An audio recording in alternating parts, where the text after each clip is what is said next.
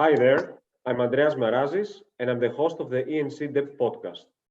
Today's in-depth discussion is dedicated to the recently published ENC Analysis, Turkey and Armenia, Rapprochement 3.0 by Dr. Bahram Ter-Matevosyan.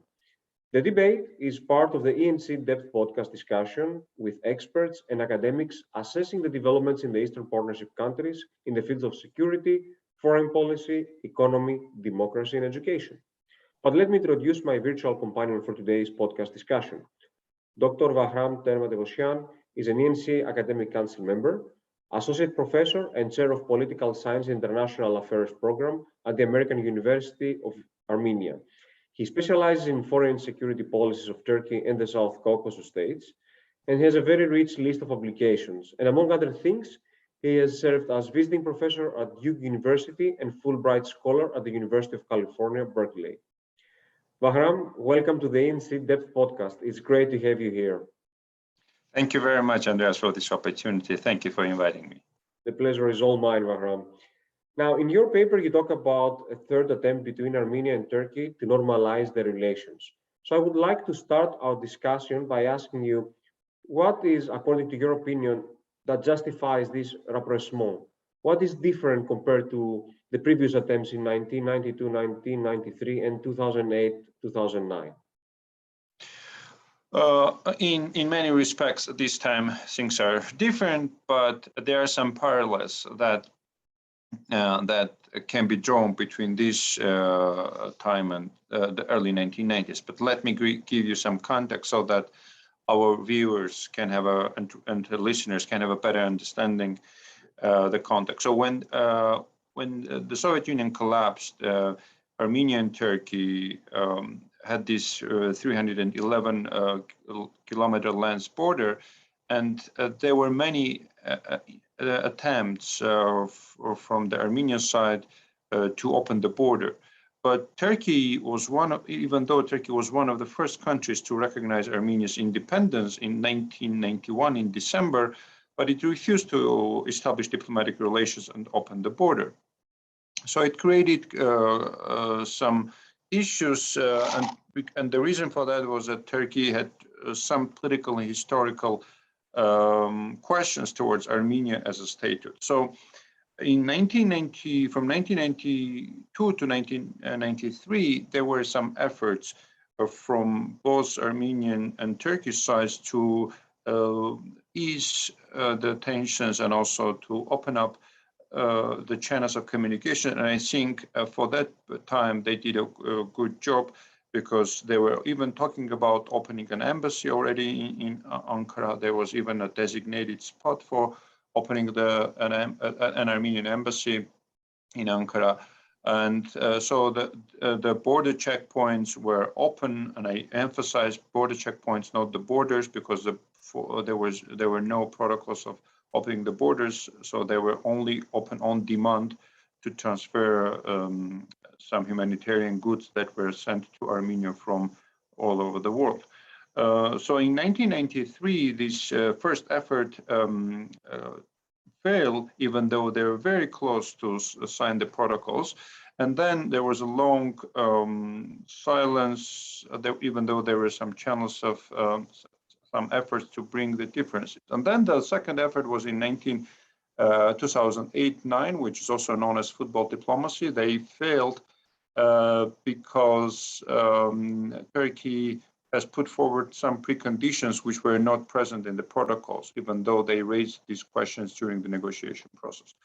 And this time, after the recent war in Karabakh, so according to Turkey, the main problem, which according to them was Karabakh, is now solved. The Karabakh conflict, according to them, is now solved. Now the parties can move on.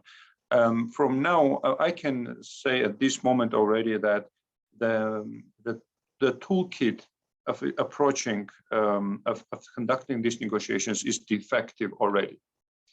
The problem for that is that there are methodological flaws that sides are conducting again and again and again.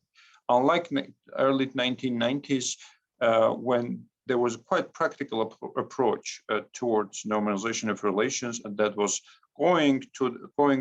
taking a straightforward road, and that is, let's establish diplomatic relations and leave all the historical political problems to a later stage. Later on in 2008 and 2009, and it seems also now, they are trying to combine this normalization process with the reconciliation process. And that's a wrong, incorrect pathway towards normalizing and relations and establishing diplomatic relations. Why? Because these roads are requiring completely different toolboxes. To normalize relations, you just need a political will of the leadership of those countries and signing protocols and establishing diplomatic missions and start talking to the societies. But in the Armenian case, in the Turkish case, history looms large over the relations of these two countries. And understandably, Turkey wants to establish some ground rules before allowing the Armenian diplomats and diplomatic missions to establish the missions in Ankara. And an Armenian side, I think, because of the lack of toolboxes, they're trying they don't feel comfortable, or they don't want to say no at this early stage, and they just going to the same trap again and again. Thank you very much, Bahram. I wanted to add on what you just said about not having the right toolbox. I also wanted to add that I believe that both countries are in completely different gear, and they're also speaking different languages, in the sense that we hear Prime Minister of Armenia, Nikol Pashinyan, saying that Armenia is in position to act as a bridge between East and West, having peace and stability in the region. And at the same time, President of Turkey, Recep Tayyip Erdogan, is talking about a step-by-step normalization or approachment towards Armenia.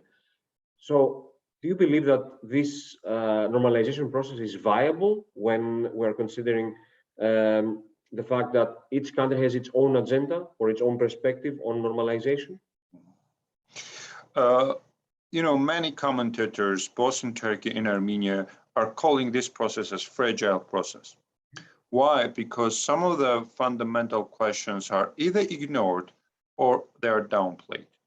For instance, there is a common belief in Armenia, and some former politicians have raised this question, that the only question prohibiting Armenia and Turkey to normalize relations was the Nagorno Karabakh question. That is an erroneous approach to this question. Yes, Nagorno Karabakh was one of the voiced questions, was one of the questions that was the most discussed question from the Turkish side, but it was not and is not the only question that has hindered Armenia and Turkey to normalize their relations. Armenia and Turkey, they have more than 100 years of political history of interactions, which started with the Armenian genocide, and this the century of denial has also shaped the nature of the Armenian-Turkish relations. But when we talk about this, sometimes, even though political leadership of Armenia has always mentioned that recognition of the Armenian genocide is not a precondition for Armenia, but deep down in Ankara, they know that they have to at least gain some assurances from Yerevan, and to know how Armenia is going to proceed with this genocide recognition agenda that has been an official agenda policy in Armenia since 1998. Before that, after that, many countries around the world, many communities around the world, many states around the world have recognized the Armenian genocide. And Turkey always feels uncomfortable that the Armenian genocide is being recognized around the world. So now, even though Armenia says no preconditions, but Turkey, they want some assurances from the Armenian side about solving this issue in one way or another, or trying to make Armenia to change its narrative, at least official narrative on the Armenian genocide. So I think that question is going to be discussed during the current negotiation. The second issue is about the border between Armenia and Turkey. Even though Armenia has pledged to recognize the Turkish-Armenian border, and Armenia became member of the UN by also recognizing the borders of its neighboring countries, Turkey still wants an additional assurance that Armenia is going to that Armenia recognizes the Kars Treaty of 1921 as a premise for the bilateral border. Their other issue has to do with the diaspora, Armenian diaspora relations, because Armenian diaspora have always advanced the agenda of recognizing the Armenian genocide. That Turkey, again, erroneously believes that Armenia has leverages on the diaspora in order to make diaspora to change its agenda and priorities, which is not the case. Diaspora, there is not one diaspora. Diaspora is multi-layered, and they are diasporas, as I call them, and many commentators call them. So, so what you have, the way you have phrased your question, Andreas, is quite correct. So Armenia and Turkey are speaking in different languages, and the gap between them is so big, is so vast that it makes them to speak in different languages, and understandably, they need contacts. So therefore, they need to start from the most easiest step, and that is establishing, normalizing relations by establishing diplomatic relations. I guess around the world, Armenia and Turkey are one of the last remaining two countries that are refusing. When Turkey refuses to open the border with Armenia, but they need to make this first step, and later on, so that specialists, scholars, and people of a different profession can come together and speak about the reconciliation. Like I said, normalization can take 2 years, like even 1 week, 1 hour. But when it comes to reconciliation process, it may take years, decades, if not centuries. You basically already answered like the next questions I had in mind on how to deal with Turkey's preconditions, and also to elaborate on what you mean by, you mentioned in your paper, and I quote, that Armenia should advance the formula normalization first, reconciliation afterwards. I agree, but history has taught us that many times we have a first step taken by, let's say, both sides, but then the process is frozen and there is no solution, even not only in 1 or 2 years, like in decades ahead. So do you think, I mean, this is not necessarily like something that you already published on the paper, but I would like to hear your opinion or your thoughts, your personal thoughts on what, like, even if we have the first step of normalization, how long would it take to build trust and, you know, proceed to a stage where we have reconciliation between the two countries? You know, trust, confidence, these are difficult words in this part of the world. Mm-hmm. Because when you have almost zero interactions between the societies of Turkey and Armenia, which is also enriched with stereotypes, cliches, and dehumanization over decades, you don't build trust overnight. It requires years of relentless work by leadership and by politicians, and a different narrative that also requires the job of perhaps outsiders, not necessarily from Turkey and Armenia. And from that perspective, our partners in Europe and the United States and Russia can come in and help to to strengthen the bridges. That's why this process I agree with my colleagues, a fragile process. So there should not be too big expectations, but at the same time, the time is of essence. And this is crucial, because you can, once the process has already started. Mm-hmm. They had the first meeting. There was a first meeting some 10 days ago, and I have this feeling that again Turkey is advancing this question of getting some assurances, securing some assurances from Armenia. That's why the first statement from the Russian Foreign Ministry that the parties have agreed to talk the small issues now, leaving the complex question to the later stage. And I think that it's already an indication that Turkey wants to have all the most troubled, the most pressing issues for the Turkish side to be discussed even at the later stage. And I think that's already an indication that Turkey has come back to the agenda with a little bit different package, but it still is advancing the same agenda. So therefore, it's going to be a process where the time is going to be of essence. If Turkey pushes the same argument, the same demands, and Armenia keeps defending its positions, then it's going to take years, if not decades. So therefore, they have to learn from the lessons of the past. Both Turkey and Armenia and the facilitators, and this time Russians.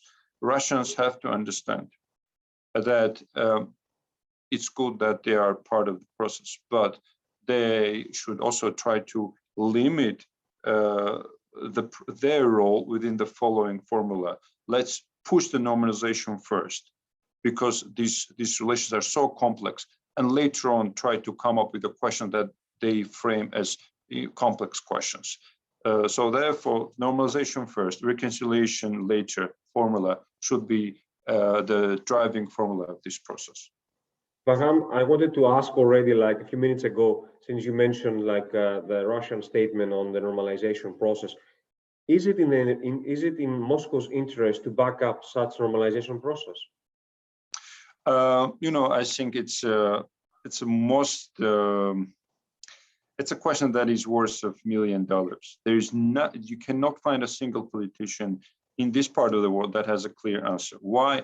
Because of the following reasons. First, Russia understands very well that if Turkish-Armenian border is open, there are a number of questions which seemed too distant a decade ago are going to raise their heads with different intensity. First of all, it's the presence of a competitor in Armenia, and Turkey. The history, the economic expansion pattern that we see in the Middle East, that Turkey has been very good at. We'll see in Armenia, and Turkish small and medium business, even later on a big business, is going to move into Armenia, and that is quite expected. Armenians can also expect some incomes and some benefits from opening the border. It's not a one-way street, because the infrastructure that Armenia has, the medical infrastructure, is quite advanced compared to the eastern part of Turkey. East of Erzurum city, the eastern regions of Turkey are not as developed as some of the medical infrastructure that Armenia has. But it's only one of the components. There are many other components that Turkey is well ahead of Armenia. And so Russia understands this question. Russian circles understand that the Turkish, once Turkey moves into the Armenian market, Russia has to counteract. They have to do something in order to either balance Russian Turkish influence. But I'm not talking about like next year. It can take like 5 years, 10 years, and Turkish presence can already be quite tangible vis-a-vis the Russian presence. Even though Russian capital is widely present in Armenia, but they're mostly run by ethnic Armenian Russians. So it's quite it's not, if we call it Russian, it's not quite Russian. The second issue is a security-related issue. There is a military base in Russia, in Armenia. Sorry, the Russian military base in Armenia. There is a Russian military presence in Nagorno Karabakh. So more or less, according to different calculations, there are around 20,000 Russian troops, security forces on the Armenian soil. So we are talking of different levels of Russian presence, but this presence is now, and Russia hasn't invested much in modernization of its security infrastructure in this country. So these are the layers that Turkey, of course, follows very well and understands these limitations. And once Turkey moves into Armenia in a different scale, in the different scope, then Russia will have a competitor in this region. And what is Russia's strategy is difficult to tell, because they already have the example of Georgia, when Turkish and Azerbaijani capital and economy and soft power are quite competitive in Georgia. If not even they dominate in Georgia, but Russians are controlling some of the infrastructural components in Georgia, not more than that. So that's why I think that Russia's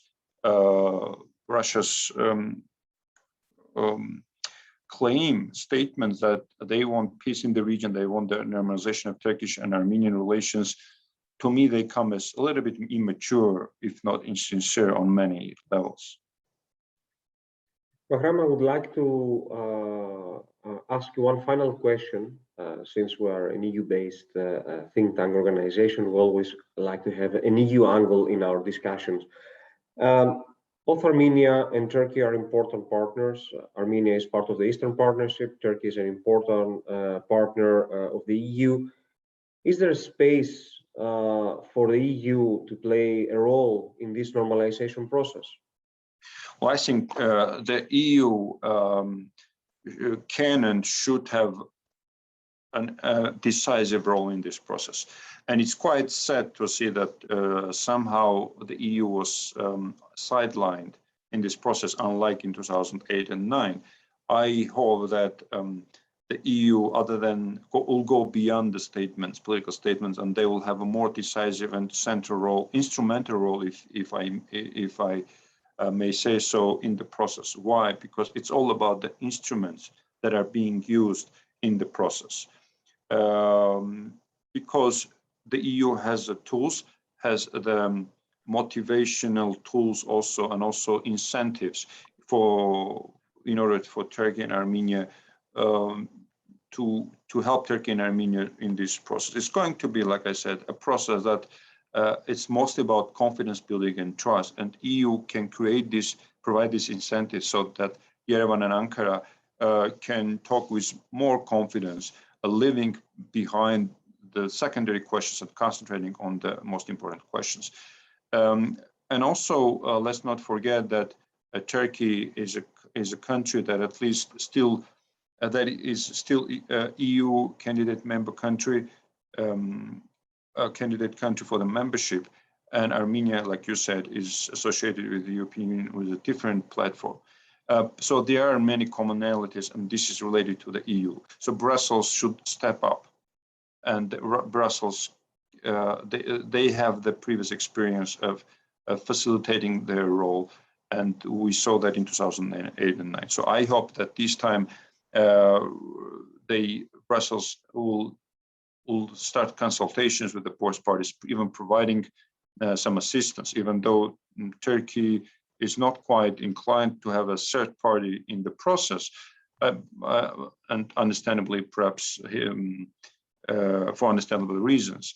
But now Brussels should step up and step in and try to at least provide assistance on some technical levels, even methodological levels of negotiations, And I'm sure it will only be beneficial both for Ankara and Yerevan. At this point, our discussion has come to an end. I would like to thank you, Vahram, for taking the time to join me today and for the excellent discussion we had. That was extremely helpful and useful for myself personally and also for our viewers and listeners. I'm Andreas Marazis, and that was the ENC Dev Podcast.